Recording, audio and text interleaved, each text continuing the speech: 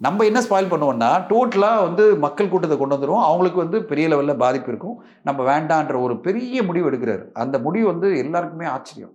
ஏன்னா, கையில வர பவர். சார் அந்த காலகட்டத்தில நீங்க நம்ப மாட்டீங்க. அவருக்கு உடம்பு சரியில்லாம போச்சு. ஞாபகம் இருக்குல்ல 2016, 17 உடம்பு சரியில்லாம போச்சு. நான் அப்ப அவர பார்த்துருக்கேன். ஓகேங்களா? அவர் 16ல வந்து உடம்பு சரியில்லாம போயிட்டு, அப்புறம் ட்ரீட்மென்ட்க்கு போயிட்டு எல்லாம் வந்த பிறகு, அப்புறம் 18ல வந்து அரசியல்ல வரணும்னு டிசைட் பண்ணிட்டாரு. டிசைட் பண்ணி அப்புறம் அனௌன்ஸ் பண்ணாரு. அனௌன்ஸ் பண்ணி அப்பதான் அவங்க கூட அர்ஜுனா மூர்த்தி சார் எல்லாரும் ஜாயின் பண்ணாங்க. எல்லாரும் சேர்ந்து பல விஷயங்கள கட்டமைக்கிறாங்க. அப்போ வந்து அதிமுக அரசு போயிட்டு இருக்கு. அவர் ரொம்ப தீவிரமா டிசைட் பண்ணிட்டாரு. இந்த காலகட்டத்தில வந்தே ஆகணும். ஏன்னா, அவருடைய மைண்ட் செட் என்ன ஆயிடுச்சுன்னா, இந்த காலகட்டத்தில அப்பதான் மேடம் ஜெயலலிதாவும் அ மறையிறாங்க. இப்போ திரு கலைஞர் அவர்களும் மறையிறாங்க. இப்போ அவருக்கு என்ன தோணுது? ஒரு கேப் ஒண்ணு வந்தது. தமிழ்நாட்டுல ஒரு வேக்கம் அப்படின்னுவாங்க. வேக்கம் அப்படின்னா ஒரு எம்ப்டினஸ் வருது. இப்ப இந்த நேரத்துல நம்ம வர்றது வந்து கரெக்ட்டா இருக்கும். ஏன்னா நம்ம அரசியல் வரணும்னு நெனச்சோம். நம்ம வந்துடலாம் அப்படின்னு சொல்லிட்டு சரியா பிளான் பண்ணது எல்லாமே பண்ணாங்க.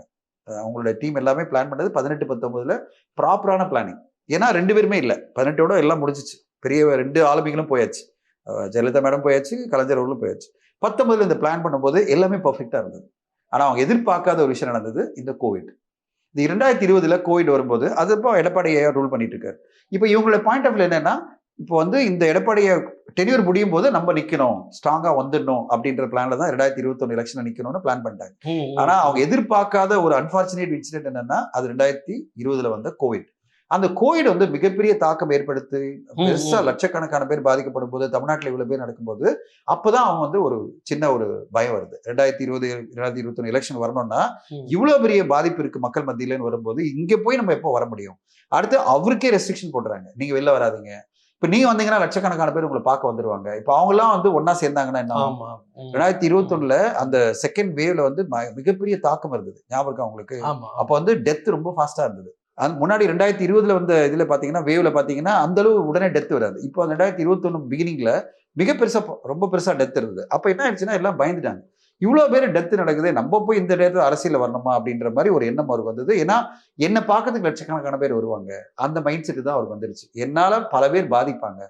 அப்போ பாத்தீங்கன்னா ஸ்டாலினி அவர்கள் வந்து ஊர் ஊரா போயிட்டு எல்லாத்தையும் கேம்பெயின் பண்ணிட்டு இருக்காரு. மாஸ்க் போட்டுட்டு அவ்வளவு கஷ்டப்படுறாரு. இப்போ அவருக்கு தோணுச்சு இந்த 2 பேரும் இவ்வளவு கஷ்டப்படுறாங்க. ஒரு சைடுல எடப்பாடி அவர்கள் வந்து அதை கண்ட்ரோல் பண்ண ட்ரை பண்ணிட்டு இருக்காரு. இவர் வந்து ஸ்டாலின் அவர்கள் வரணும்னு நினைக்கிறாரு. சரி 2 பேருமே நம்மள மதிக்கிற ஒரு அரசாங்கமா இருக்கு. மதிக்கிற ஒரு எதிர்க்கட்சி தலைவரா இருக்காரு. அவங்க பண்ணிட்டு போட்டோம். இப்ப நம்ம போய் இறங்கி நம்ம என்ன ஸ்பாயில் பண்ணுவோம்னா, டோட்டலா வந்து மக்கள் கூட்டத்த கொண்டு வந்துருவோம். அவங்களுக்கு வந்து பெரிய லெவல்ல பாதிப்பு இருக்கும். நம்ம வேண்டான்ற ஒரு பெரிய முடிவு எடுக்கிறாரு. அந்த முடிவு வந்து எல்லாருக்குமே ஆச்சரியம். ஏன்னா கையில வர பவர். வரேன் அப்படின்னு நினைச்சிருந்தாருன்னா, அவர் மிகப்பெரிய ஃபோர்ஸா மாறி இருப்பாரு. ஏன்னா அப்போ ஃபோர்ஸ் என்னன்னா, இவ்வளவு பெரிய பாப்புலாரிட்டி இருக்க ஒரு மனிதர் அவரு அந்த டைம்ல.